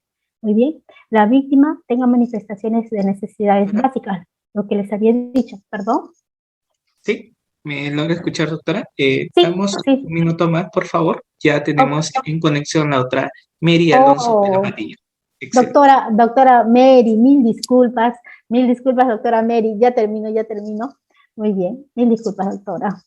Y solamente aquí la reflexión final. Destruir la infancia de un niño es la peor masacre que un ser humano puede hacer, porque le destruye el camino completo. Con esta reflexión nos vamos a quedar, ¿ya? Muy bien, y como siempre, muchas gracias a cada uno de ustedes, un gran abrazo y continúen, por favor, continúen con nuestra estimada y querida doctora Mary Alonso Vela Patiño, que estará con ustedes. También aprovecharles un segundo nada más para invitarlos al diplomado especializado que se va a dar, Psicología, Técnicas de Investigación Criminal y Ciencias Forenses, donde estarán pues especialistas de alto nivel, ¿no? Y el inicio va a ser el 16 de mayo, así que por favor, apúntense, inscríbanse. Voy a participar yo también. Las preguntas, cómo es que se debe de tratar al menor, ¿no? Y ahora a mí me va a tocar la parte de repente más tediosa, más pesada, que es la parte jurídica de la Cámara GESEL, ¿no? Entonces, empecemos, pues. La Cámara GESEL y la diligencia judicial de entrevista única de Cámara GESEL, ¿no? Primero tendríamos que empezar a preguntarnos qué es la Cámara GESEL. La Cámara GESEL en sí va a ser una habitación que va a estar acondicionada, ¿cierto? Que va a tener dos ambientes, que va a ser un ambiente de entrevista y un ambiente de observación. Evidentemente, desde el ambiente de observación se va a ver lo que está aconteciendo al otro lado, que va a estar separado por un espejo unidireccional, ¿no? ¿Y por qué es que se creó la Cámara GESEL? Como de repente ya les haya explicado la doctora, la Cámara GESEL se crea a raíz de un psicólogo estadounidense que se especializaba en el estudio del comportamiento infantil, ¿no? Entonces, él había podido apreciar de que los niños se comportaban de una determinada manera cuando estaban solos, es decir, cuando nadie más los estaba viendo, y su comportamiento variaba totalmente cuando estaban sus padres al lado de ellos o algún adulto que los estuviese observando o de repente que infligiese algún tipo de respeto para los niños, ¿no? Entonces, es por eso que él decide o inventa este espacio en el que se podía observar a los niños sin que estos se diesen cuenta de que alguien los estaba observando, ¿no? Eso es, en líneas generales, la Cámara GESEL. ¿Y qué es la diligencia judicial de entrevista única en Cámara GESEL? Viene a ser aquel acto procesal a través del cual, con la debida notificación y participación de las partes, se va a tomar la declaración de la víctima, niño, niña y adolescente o mujer, también establece la ley, pero esta declaración se va a obtener de manera grabada, registrando todo lo que la persona pueda decir en su entrevista, de tal manera que con esto, a través del registro en audio, a través del registro en video, se pueda lograr obtener la información que va a detallar la víctima o también que va a detallar un determinado testigo y así evitar posteriormente la revictimización. Por eso se dice que esta diligencia en realidad lo que busca es que la persona no reviva constantemente los recuerdos que puede tener de un evento especialmente traumático, ¿no? ¿Qué sucedía antes cuando no se había establecido esto de la Cámara GESEL, ¿cierto? Muchas veces las víctimas de algún tipo de agresión o violencia sexual, por ejemplo, eran llamadas una tras otra vez para que declarasen ante fiscalía, para que declarasen ante... ¿Sí, Reader? Doctora, disculpe, Sí. ¿puede ser en F5? Es porque muchos estudiantes están con el celular y no se puede visualizar completo la imagen. Ya, perfecto. Por favor, gracias. Ahí está, ¿se ve? Sí, doctora. Ya, perfecto.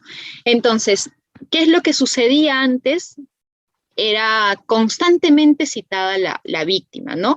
Yo tuve casos, imagínense, de violaciones sexuales en los que la víctima iba a la policía, sentaba la denuncia, primera declaración. Después se abría investigación fiscal, la fiscalía la llamaba a declarar, segunda declaración. De repente algo no había quedado claro o de repente los denunciados eran recién identificados y estos solicitaban que se llamase a declarar a la víctima. Y había una ampliación de declaración, tercera declaración. En el antiguo modelo se formalizaba la investigación o la denuncia en ese entonces y todo el expediente pasaba a juzgado, ¿no? Y en juzgado, una ya cuarta o quinta vez, el juzgado llamaba a declarar a la víctima, ¿no? Y así sucesivamente. Entonces, lo que se busca principalmente a través de esta diligencia es que se registre la información, se registre la declaración de la víctima o del testigo, y de esta manera no concurra posteriormente a declarar ya en juicio, ¿no? Ahora bien, también es importante recalcar que lo importante, precisamente para que la víctima pueda contar, hablar sobre los hechos, ser lo más clara posible, lo más transparente posible, es que esta diligencia se vaya a realizar en un ambiente, y este ambiente sea agradable y sea un ambiente privado, ¿no? Distinto es el caso en el que una víctima va a concurrir a la fiscalía, ¿cierto? Sabemos que todos compartimos oficina, no solamente los fiscales, de repente también en los juzgados, ¿cierto? Entonces, vas a ir a narrar tu caso, si fuese en fiscalía, y está tu cubículo o el cubículo del fiscal, al costado está otra persona, al frente está otra persona. Entonces, imagínense ustedes que un niño o un adolescente o una mujer que ha pasado por alguna experiencia traumática tuviese que detallar aspectos íntimos o aspectos traumáticos, ¿no? Y pues esta declaración se realizaba con un número indeterminado de personas. Por eso es que también se busca que a través de esta entrevista única, esta declaración se dé en un ambiente tranquilo, cómodo, en un ambiente amigable, y de tal manera que esto se preste para que la víctima pueda contar los hechos tal cual sucedieron, sin ningún tipo de apuro, sin ningún tipo de presión externa, ¿no? Entonces, ¿quiénes participan en la diligencia de entrevista única en Cámara Gesell? Van a participar en la sala de entrevistas, que es la sala donde se va a desarrollar finalmente la declaración de la víctima o del testigo. Van a estar presentes el entrevistado, que en este caso que nosotros vamos a tratar debería ser el niño, niña o adolescente. También va a estar el entrevistador, que se supone que es una persona con conocimientos o especializada en psicología forense. También se recomienda que sea especializada en psicología del desarrollo, ¿cierto? Y que pues está capacitada para dirigir esta entrevista, sabe cómo realizar las preguntas, qué preguntas tiene que hacer, sabe cómo es que debe de tratar al entrevistado, ¿no? Y también, de ser el caso, podría participar un traductor, si es que, por ejemplo, el niño, niña o adolescente tuviese por idioma algún tipo, otro idioma, ¿no? Por idioma natal, otro tipo de idioma que no sea el castellano, se tendría también que requerir un intérprete, ¿no? Por ejemplo, si el niño hablase quechua, evidentemente tendría que tener un traductor, ¿no? Y también se establece la posibilidad de que pueda estar en esta sala de entrevistas un intérprete, ¿no? Esto sería el caso si es que el que va a declarar, la persona que va a declarar, por ejemplo, es sordomuda y solamente se comunica a través del lenguaje propio de los sordomudos, ¿no? Entonces, ahí tendría que acudir una persona que pueda trasladarle las preguntas que se le van a hacer, y a la vez también ella pueda servir de intérprete de lo que está diciendo el niño, niña o adolescente, ¿no? Y en la sala de observación, ¿quiénes van a estar? Va a estar el juez, que va a ser quien dirige la entrevista, quien informa a los padres, quien informa al menor acerca de lo que se va a realizar en esa diligencia. Va a estar el fiscal, ¿cierto? Si es un caso penal, evidentemente tiene que estar el fiscal penal. Si es de repente un caso en el que se va a discutir algún tipo de cuestión civil como la tenencia de los niños, también tendría que estar un fiscal de familia, ¿no? Tienen que estar los abogados defensores. Esto es súper importante. Tiene que estar el abogado defensor de la agraviada o el agraviado, y sobre todo tiene que estar el abogado defensor del propio imputado o el propio denunciado, ¿no? Ojo acá, porque si es que se le notificase de manera debida y el abogado no concurre, lo que corresponde realizar al juzgado es oficiar a la Defensoría Pública para que se le asigne un defensor de oficio, de tal manera que se garantice el derecho de defensa y contradicción del imputado, ¿no? Y también tienen que estar los padres o los tutores o los responsables del menor, ¿no? Por otro lado, también tendrían que estar las personas que presten auxilio técnico. Tendría que estar el especialista legal, ¿cierto? Que va a ser básicamente quien levanta el acta de la diligencia. Tiene que estar un digitador, que es el que tiene conocimiento de cómo funciona la cámara Gesell, porque la cámara tiene que estar acondicionada con ciertos equipos para registrar en audio, para registrar en video, con cierta cámara para que se pueda ver todo lo que sucede en la sala de entrevista y también se vaya registrando todo. Y podría también ser un ingeniero especializado en sistemas que podría encargarse de manejar la cámara Gesell, y también tiene que estar un digitador, que va a ser la persona que va a estar transcribiendo todo tal cual se está diciendo en la entrevista, tal cual se están realizando las preguntas y tal cual se está respondiendo cada una de las preguntas, ¿no? Ahora bien, la cámara Gesell, acá ha habido una discusión súper grande, ¿no? Porque en algún momento la cámara Gesell, a raíz de la emisión de la ley 30.364, se consideraba de que la cámara Gesell iba a ser una prueba preconstituida, ¿no?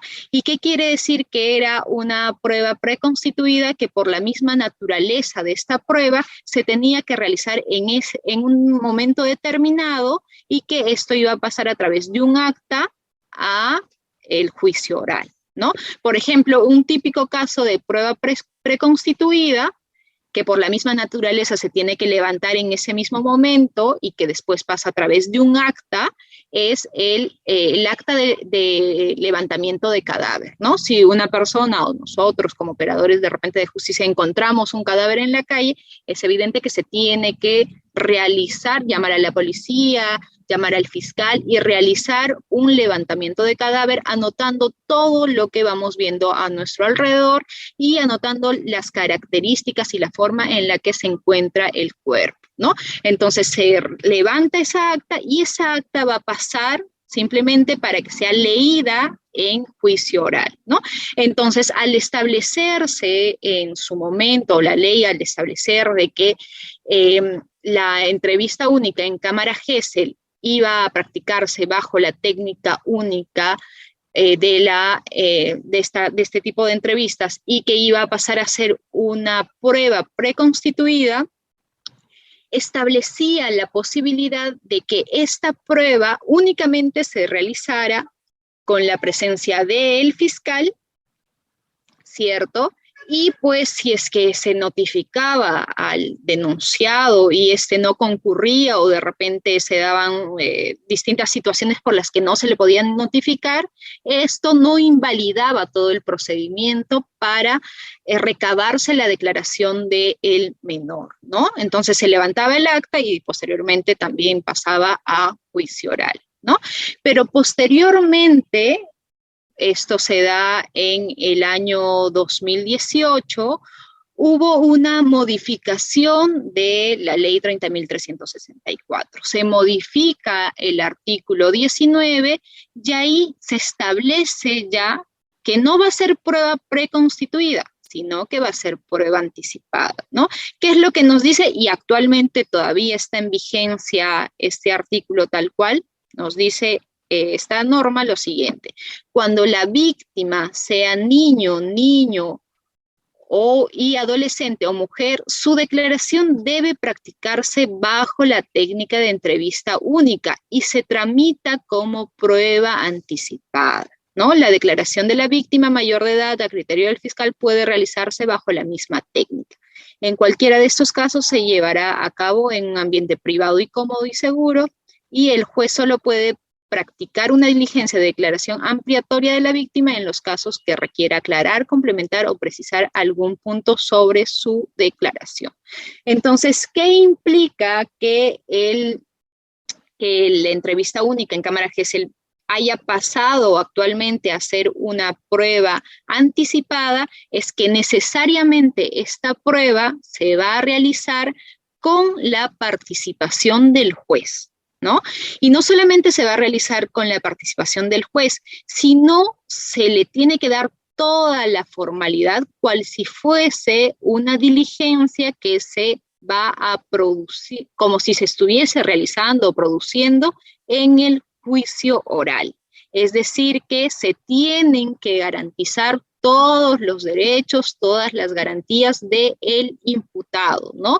No hay que acá, pues, si no concurre el abogado defensor del imputado, pues no invalida el acta, continuemos adelante. No, acá lo que se trata al establecer que es una prueba anticipada es que necesariamente se le tiene que, pues, proteger o se le tiene que respetar los derechos al imputado y tiene necesariamente que estar representado por un abogado defensor, así este abogado defensor sea de oficio, ¿no? Pero se le tiene que respetar este derecho, ¿no? Y por eso mismo se dice que es una prueba anticipada, es una prueba que usualmente se tendría que haber realizado en juicio oral, pero como nosotros nos vamos a encontrar de repente en etapa intermedia o de repente incluso antes nos encontramos en diligencias preliminares, pero nos surge obtener esta declaración del menor, podría ser por la edad misma del menor, que de repente estamos hablando de un niño de 3, 4, 5 años y que corremos el riesgo de que se vaya olvidando poco a poco de lo que ha sucedido o de repente el niño se encuentra en un estado de salud delicado, ¿no? Y que es preferible que se asegure esta prueba y que se realice esta diligencia porque no vamos a tener la oportunidad posteriormente de recabar la declaración, ¿no? Entonces, por eso es que se dice que es una prueba que se va a realizar cual si fuese una prueba actuada en juicio oral, pero se va a realizar esta prueba antes de juicio oral, ¿no? Pero para ello se tienen que garantizar los derechos de contradicción y defensa.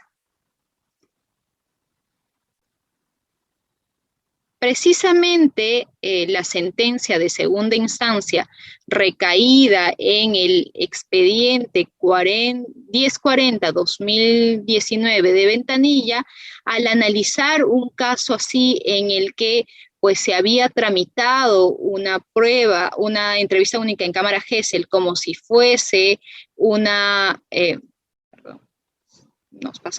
como si fuese una prueba preconstituida, declaró la nulidad de la sentencia, ¿no? ¿Y cuál fue uno de los fundamentos que plasmó este colegiado? Es el siguiente: se debe considerar que sobre la naturaleza y valoración de la prueba de entrevista única cámara Gesell ha existido una variación legislativa, y es que la inicial redacción de la ley 30.364, que entendía la entrevista de cámara Gesell como prueba preconstituida, artículo 19, facultando a que se lleve a cabo con la presencia de un evaluador psicólogo, quien a través de un acta de entrevista perennizaba la evaluación, y dicha documental era actuada en juicio oral.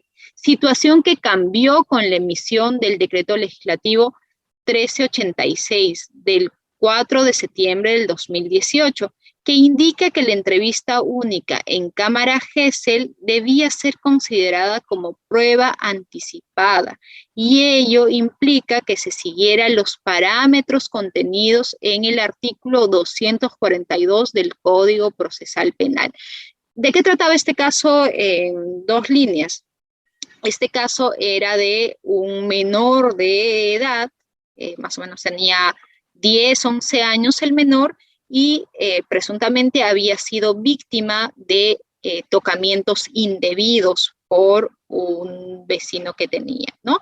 Entonces había sido víctima de tocamientos indebidos y al tramitar, estos hechos habían ocurrido el 2019, ¿no? Y al tramitarse todo el proceso, pues únicamente era el fiscal quien había llevado a cabo la diligencia de cámara Gesell, ¿no? Si bien había estado el abogado defensor de el imputado, ¿cierto? Que precisamente fue un defensor de oficio. Había estado la niña, habían estado sus padres, etcétera. Sin embargo, no había estado el juez y solamente el fiscal había participado en dicha diligencia. Entonces, lo que dijo acá la sala de apelaciones es, un momentito, acá ha habido una modificatoria.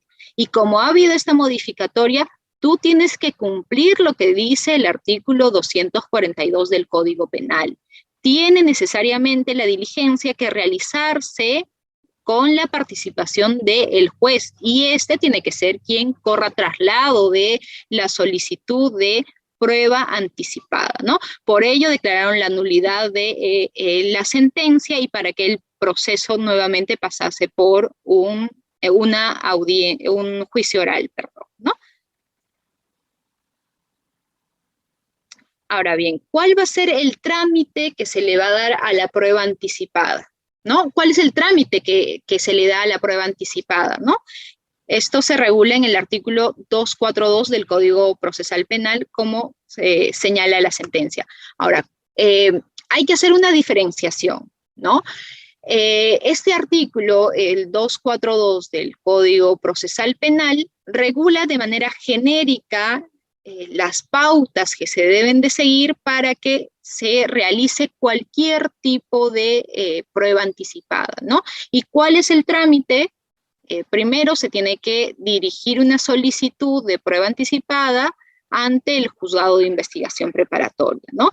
En esta solicitud, que puede realizarla cualquiera de las partes, ¿no? No solamente el fiscal, sino también podría ser el caso de el abogado defensor del imputado que de repente necesita recabar la declaración de un testigo que se encuentra muy mal de salud y que posiblemente pueda que fallezca. Entonces, como se requiere preservar esa declaración porque no se va a poder actuar posteriormente en juicio oral, lo que tiene que hacer es presentar su solicitud ante el juzgado de investigación preparatoria y en esta solicitud se tiene que detallar qué prueba se va a realizar, los hechos que se están investigando, las razones que van a justificar que se realice esta prueba anticipada.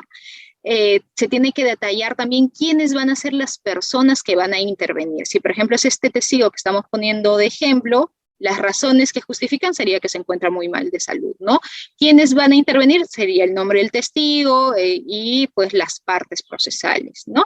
Y también tiene que señalarse ahí, porque acuérdense que no necesariamente están las partes identificadas, porque podríamos estar hablando incluso de diligencias preliminares, entonces tendríamos que decirle al juez quiénes son los sujetos procesales en este caso, ¿no?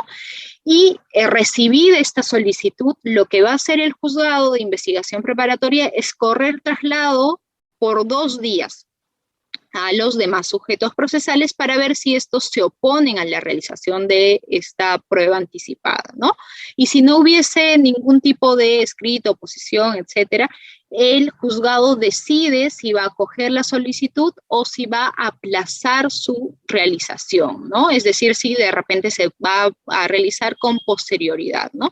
Si acogiese la solicitud, el juzgado debe de notificar cuándo va a ser la audiencia de prueba anticipada y se tiene que precisar cuál va a ser el objeto de la prueba, se tienen que indicar las personas interesadas en su realización. Y bueno, el día señalado se va a llevar a cabo esta audiencia con todos las garantías, con todas las formalidades, cual si fuese un juicio oral, es decir, que va a tener la oportunidad quien ha ofrecido esta prueba de realizarle preguntas, ¿no? Y también de repente podría haber objeciones de parte de la otra defensa. Y también va a haber oportunidad de contrainterrogatorio. Esto es la prueba anticipada, recuérdense, general, ¿no? No estamos hablando necesariamente de la prueba de entrevista única en cámara gesell, ¿no? Esto es tal cual se realiza una prueba anticipada, ¿no? Ahora, ¿qué sucede en el caso de la entrevista única en cámara gesell? se correrá traslado de la solicitud de entrevista única de cámara GESEL, será necesario avisarle a los demás sujetos procesales de que hay una solicitud para que se realice esta entrevista. A ver, ¿qué creen ustedes? Los leo en el chat.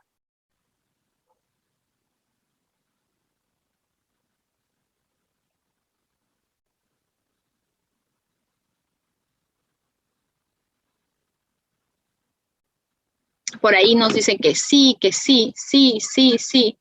Yo creo que sí, dice ahí. Casi todos dicen que sí. Ya. ¿Qué es lo que ha pasado?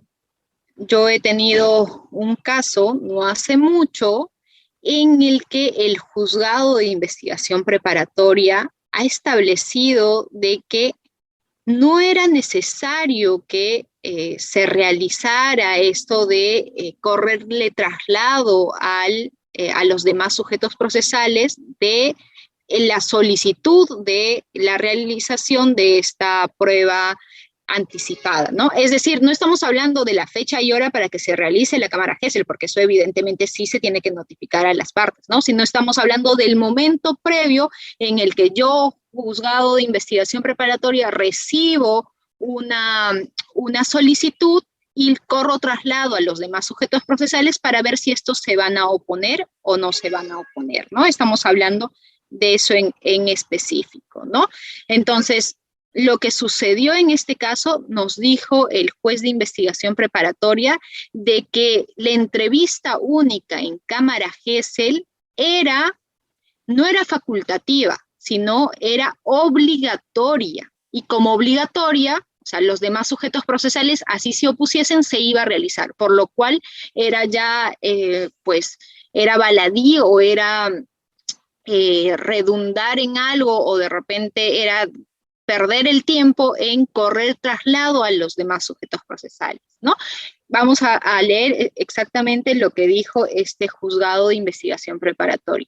Si bien es cierto en cuanto al trámite de este tipo de requerimientos, el artículo 244, numeral 1 del Código Procesal Penal establece que previamente debe correrse traslado por el plazo de 2 días para que los demás sujetos procesales presenten sus consideraciones respecto a la prueba anticipada. Sin embargo, debe tenerse en cuenta que dicho trámite ha sido establecido teniendo en cuenta la actuación de manera general de todo tipo de pruebas anticipadas, testimoniales y exámenes de perito, careo, reconocimiento, inspecciones o reconstrucciones, etcétera. Sin embargo, para el caso en concreto, existe una regulación específica, esto es, el artículo 19 de la Ley 30.364, el cual establece de manera imperativa, es decir, de manera obligatoria para las partes, que cuando la víctima sea niña, adolescente o mujer, su declaración debe de practicarse bajo la técnica de entrevista única y se tramita como prueba anticipada, ley especial número ley 30.364, que debe primar sobre la ley general, esto es, sobre lo dispuesto en el Código Procesal Penal, aprobada por decreto legislativo 957 en cuanto a dicho trámite. Ello en aplicación del principio de especialidad, razón por la cual consideramos que resulta inoficioso correrse previamente traslado con el requerimiento fiscal de prueba anticipada a los demás sujetos procesales. En cristiano, ¿qué nos está diciendo el juzgado de investigación preparatoria? Es que para los casos de niños, niñas o adolescentes, como existe una ley especial, que es la ley 30.364, necesariamente sus declaraciones se tienen que llevar a cabo en la entrevista única en cámara G, como entrevista única en cámara G, ¿no? Entonces, como necesariamente tienen que llevarse a cabo en virtud de la regulación especial contenida en esta ley va a primar sobre el Código Procesal Penal, ya que el Código Procesal Penal establece el procedimiento para todo tipo de casos, no necesariamente para casos que involucren a niños, niñas, adolescentes o mujeres, ¿no? Entonces, en este caso que les comento, no se corrió traslado de la solicitud de la fiscalía, porque era la fiscalía quien estaba requiriendo se realice como prueba anticipada la entrevista de una niña que había sido víctima del delito de acoso por un sujeto que tenía 40 años y la niña tenía 9, 10 años, que le escribía por el Facebook, que le decía que cosas como que estás muy bonita, qué grande que estás, etcétera, ¿no? Y le llamaba insistentemente y le mandaba mensajes, etcétera, ¿no? Entonces, en este caso, el juez no corrió traslado a los demás sujetos, sino que de frente admitió a trámite el pedido y fijó fecha para la audiencia o para la diligencia esta de entrevista única en cámara Gesell para que se reciba la declaración de la niña a través de esta técnica.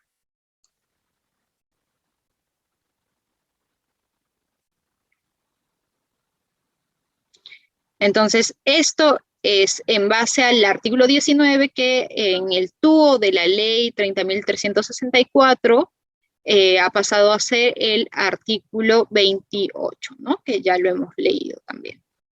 Entonces, ¿cuáles son los criterios que va a tener el juzgado para ordenar la entrevista única en cámara Gesell? Según el protocolo de cámara Gesell, van a ser los siguientes criterios.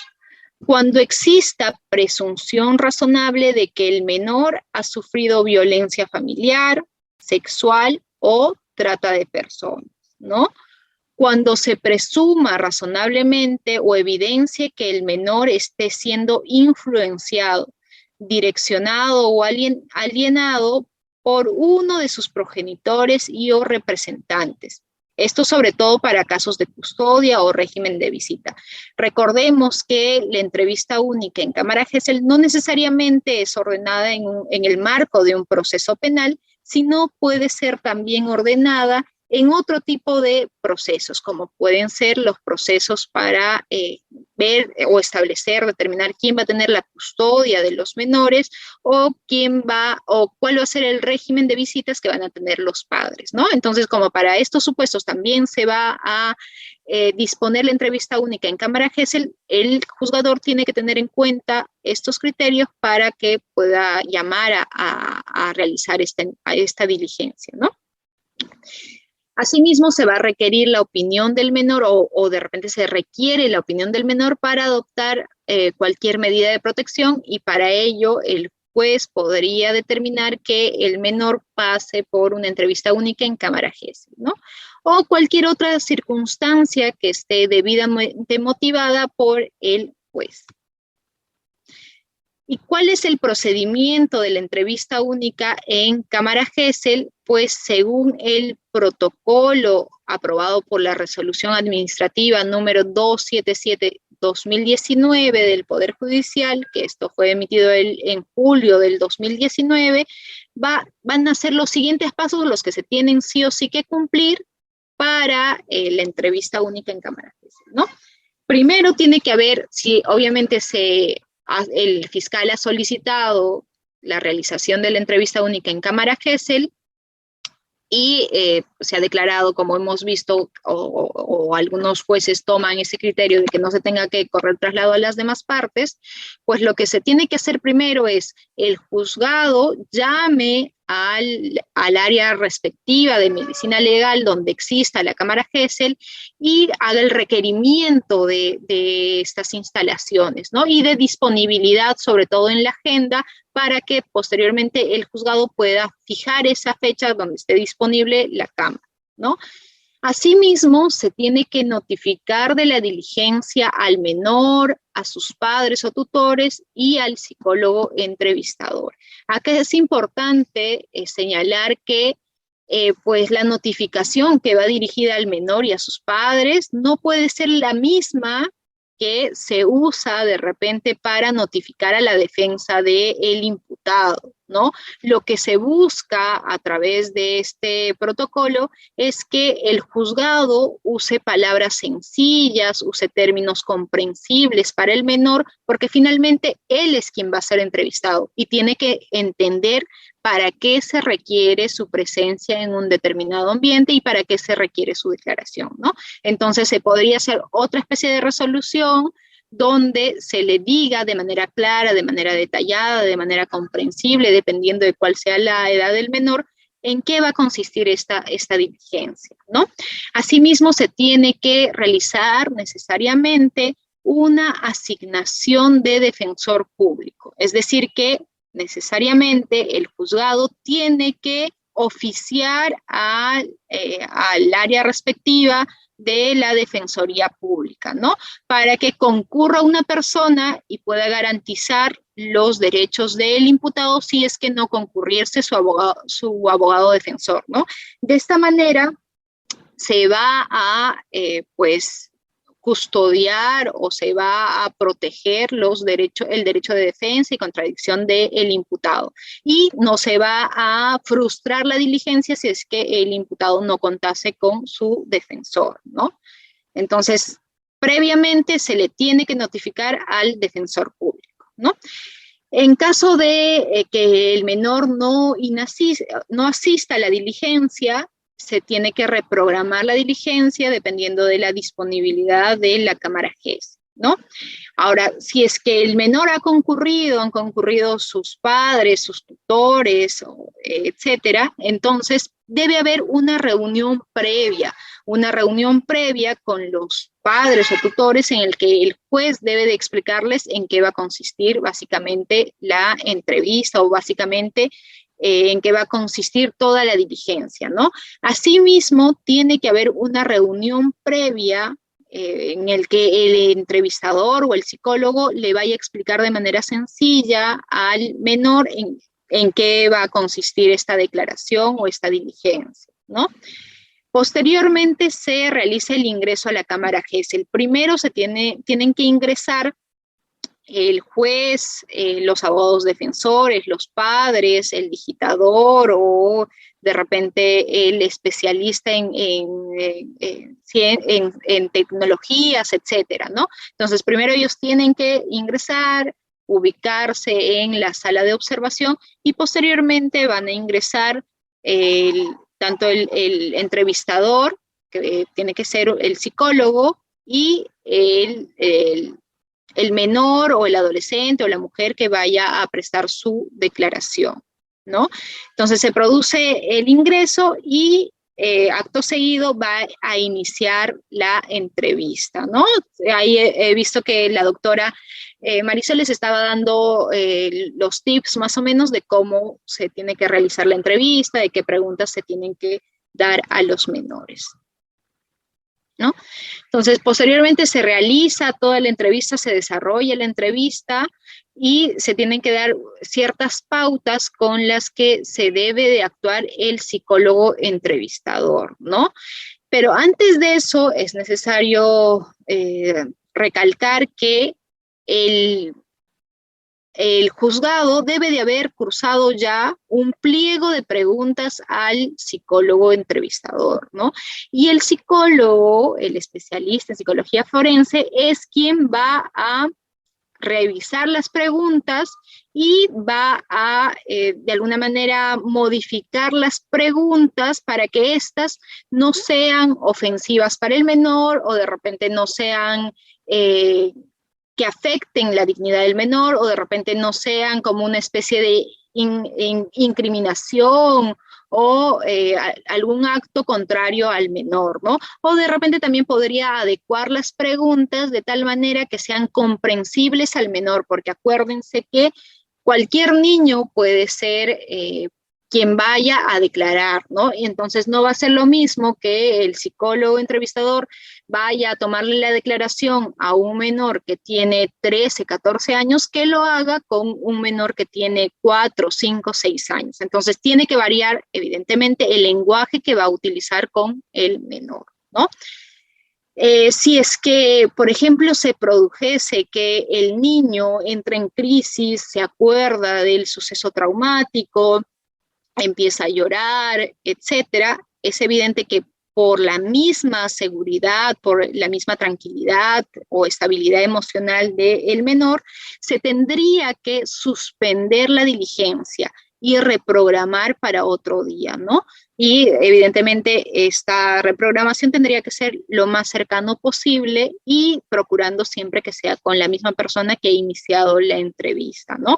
Pero en todo momento el juez debe de tener claro o debe de tener por política suspender la diligencia si es que se presenta esta situación de conmoción del menor, ¿no? Porque se trata de asegurar o proteger al menor para que no sea víctima de o no sea sujeto de revictimización, ¿no?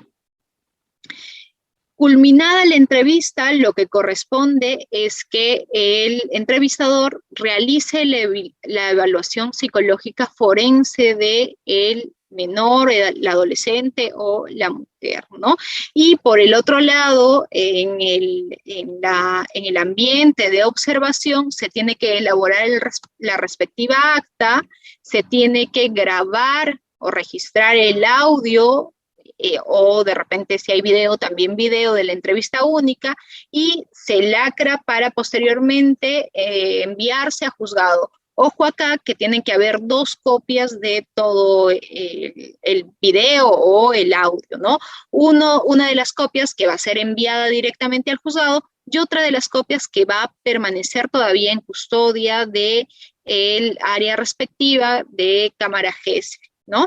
Y también en esta acta se podrían dejar sentado todas las incidencias que las partes consideren que han ocurrido dentro de esta entrevista, ¿no? Si, por ejemplo, alguno de los abogados considera de que se han hecho preguntas que han estado dirigidas o sugestivas, etcétera, o que, pues, tenían cierta pauta como para inducir a la respuesta al menor, podría dejarlo sentado en el acta, ¿no? Que esta defensa deja constancia de que se han realizado una serie de preguntas que inducían la respuesta al menor, ¿no? Podría ser el caso de que se deje constancia, ¿no? O se podría dejar constancia de cualquier otro evento que de repente nos llame la atención o que de repente violente un poco el derecho de defensa u otros tipos de derechos, ¿no? Ahora bien, puede de manera excepcional existir una declaración ampliatoria del menor y esta declaración tiene que ser únicamente cuando es necesario porque se tiene que aclarar algún punto o de repente se tiene que complementar o precisar algún dato que no se ha dado en la declaración. Y evidentemente todo este procedimiento de entrevista única tiene el carácter de reservado. Por eso es que incluso pues este protocolo establece de que no se tenga que acudir o ingresar a las cámaras con celulares o algunos medios de registro o de repente cámaras, etcétera, ¿no? Está absolutamente prohibido que se reproduzca posteriormente la entrevista del menor o que se identifique al menor o que se dé cuenta de lo que ha ocurrido en esta sala de entrevistas o en la cámara GESEL en general, ¿no? Entonces, todas las partes están obligadas a guardar la confidencialidad debida, ¿no? Ahora, no está de más recalcar o recordar que en esta diligencia no puede participar el imputado por nada, porque de lo que se trata es de evitar la revictimización, evitar que el menor, de repente por un fundado temor, no quiera prestar su declaración, ¿no? Por eso es que está absolutamente prohibido que pueda concurrir esta entrevista o esta diligencia el imputado. Para eso va a estar su abogado que va a hacer las preguntas a través del juez y a través del psicólogo, va a hacer las preguntas que considere pertinentes o que considere necesarias para pues garantizar el derecho de defensa o para defender a su patrocinado.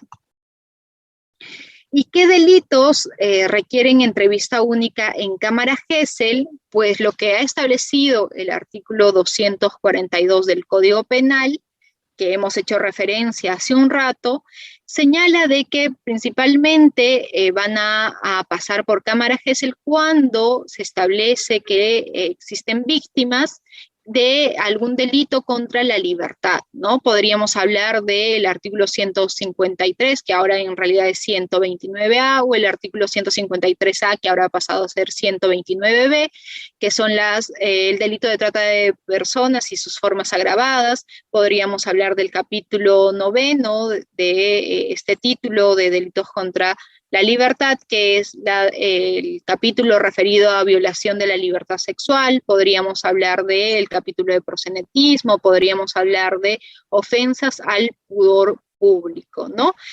¿Y qué pasaría si es que el niño o el adolescente ha sido víctima o ha sido testigo de un delito que no se encuentra comprendido en este grueso de ilícitos establecidos por el artículo 242 del Código Procesal Penal? ¿Ustedes consideran que no se tendría que tramitar como entrevista única en cámara Gesell, o de todas maneras se tiene que considerar este tipo de diligencia? A ver, los leo en el chat.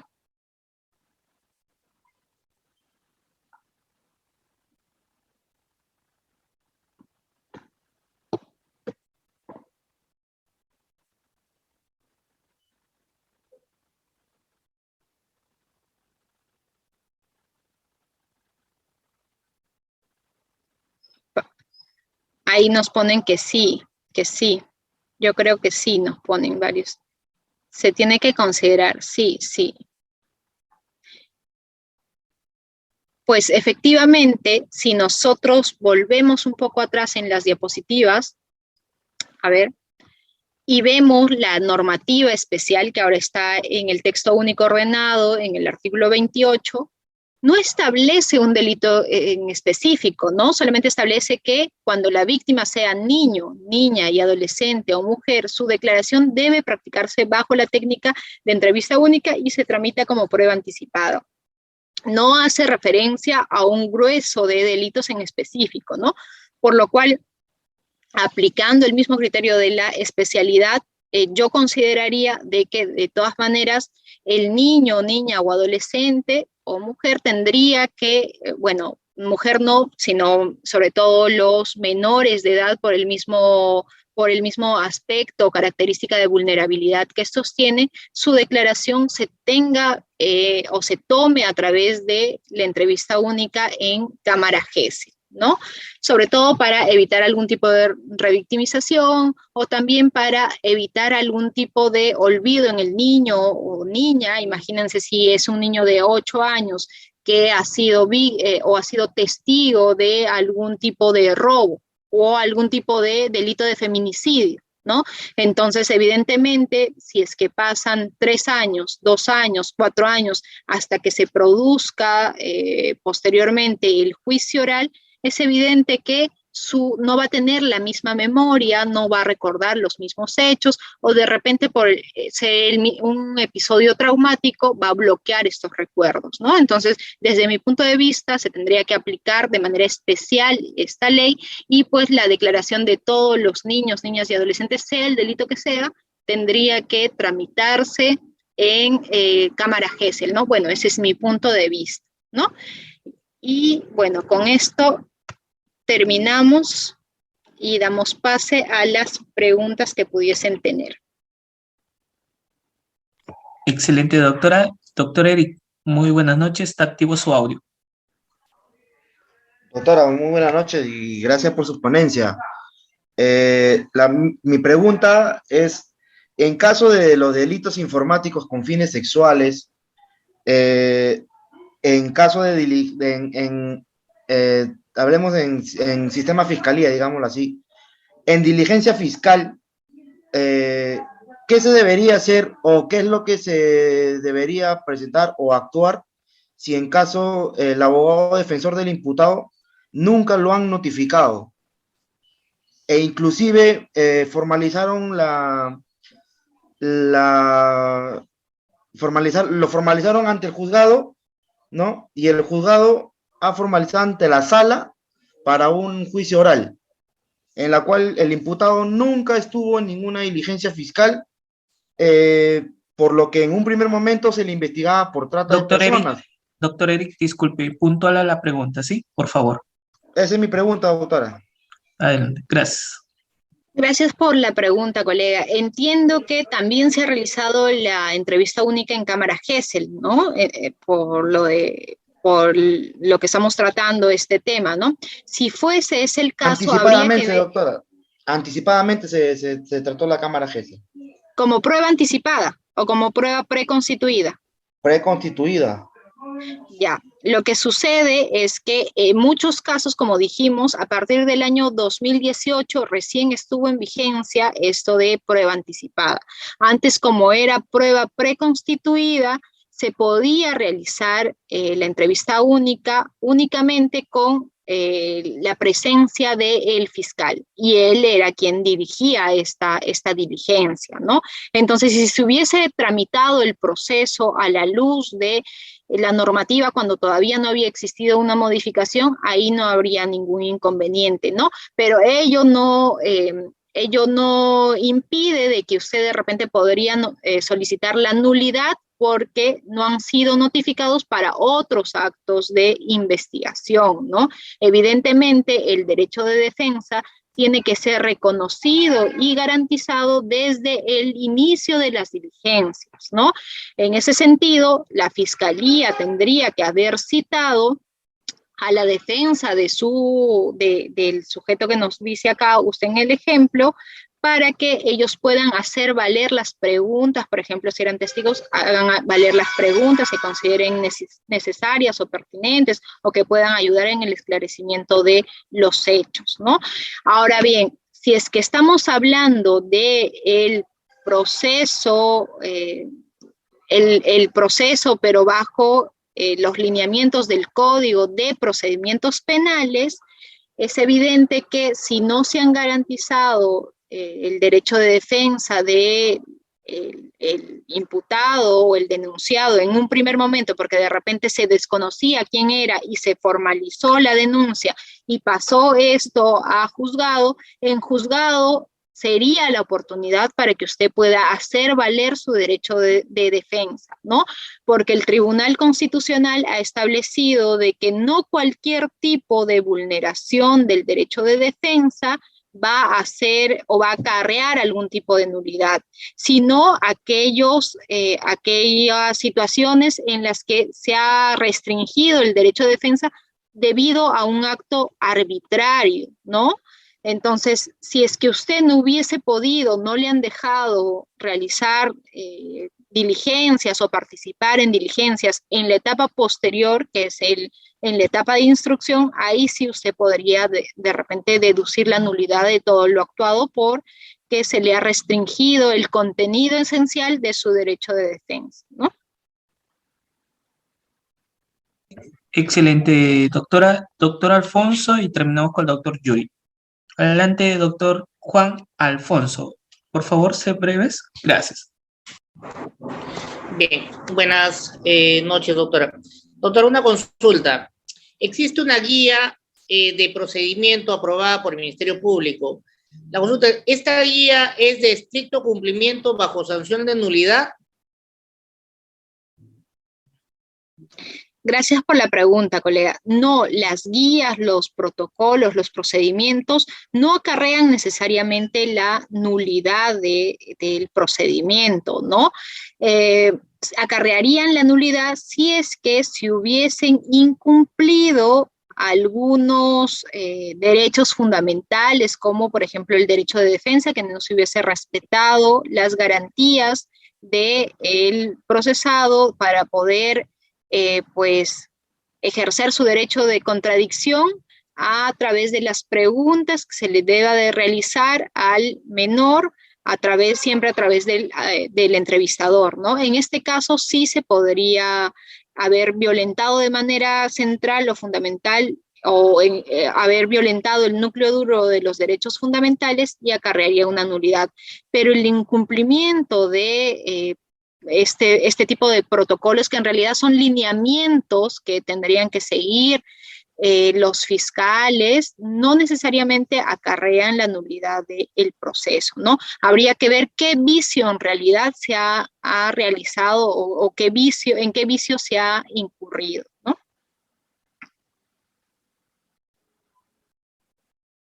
Excelente, doctora. Damos pase al doctor Yuri. Doctor Yuri, muy buenas noches. Está activo su audio. Doctora, buenas noches. ¿Me escucha? Buenas noches, colega. Sí, lo escuchamos. Un comentario y después una pregunta rápida y concreta. La cámara GESEL, la entrevista de la cámara GESEL, porque la cámara GESEL es el lugar físico, tiene que ser un examen auxiliar, ¿no? Que tiene que ser procesado por un psicólogo en un informe psicológico, porque la entrevista en sí es una manifestación escrita que no tiene la observación del psicólogo, no tiene el examen de personalidad, no tiene otras características que van a constituir el informe psicológico. Es el informe psicológico el que va a determinar las características de esa entrevista.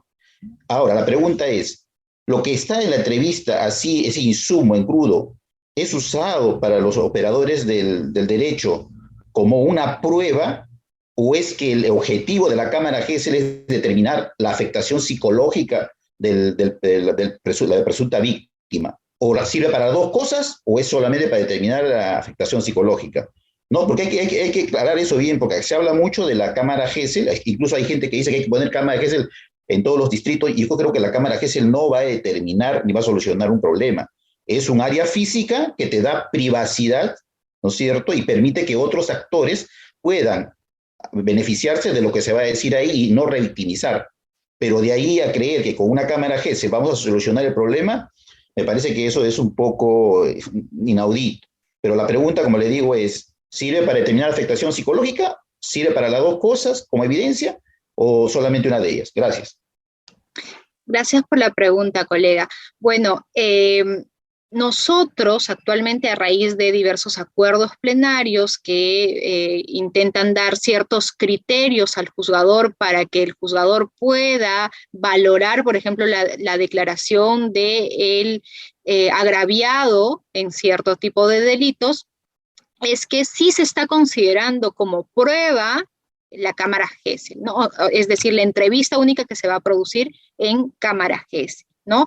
Ahora, ciertamente, como usted dice, esta cámara GESEL tiene que estar corroborado, esta entrevista única que se va a producir tiene que estar corroborado con ciertos elementos objetivos que se vayan a dar en el proceso, ¿no?